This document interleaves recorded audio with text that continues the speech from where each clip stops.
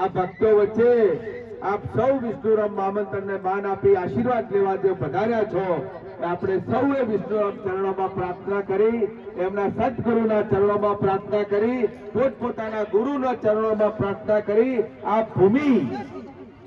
આ ભૂમિમાં તાકાત વધે, આ ભૂમિમાં શક્તિ વધે અને અહીંયા હંમેશા બારે માસ ભક્તિનો મહિમા નો ઉત્સવ મનાય એવા આપ સૌ અહીંયા હરિભક્તો આશીર્વાદ વિષ્ણુભાઈના ચરણોમાં મૂકતા જાય અને વિષ્ણુભાઈને જે સમર્થન અને જે આ અદ્ભુત ભક્તોનું જે મળી રહ્યું છે એવા કાયમ માટે વિષ્ણુરામ બાપુ પણ આ સંતો ભક્તોને નમન કરી અને આગળ વેલ વધારે એવી પૂજ્ય ગુરુ મહારાજના ચરણોમાં પ્રાર્થના કરું છું.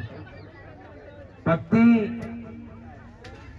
શેવાડામાં ગામડામાં કરો કે કોઈ મહાન મંદિરમાં કરો કે પછી કોઈ મહાપુરુષની ભૂમિમાં કરો કે પછી શેવાડાના ગામમાં ભક્તિ કરો. ભક્તિ હંમેશા અવિરત હોય છે. એ ગમે તે જગ્યાએ ભક્તિનું કામ કરતી હોય છે.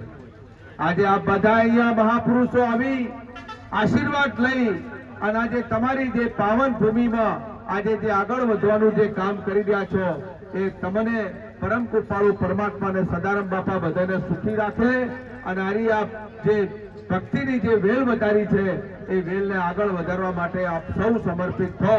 આજે મને બોલાવી મને બે શબ્દ કહેવાની તક આપી એ તમામ હરિગુરુ શબ્દોનો ખૂબ ખૂબ આભાર માનું છું. બોલો સદારામ બાપુની.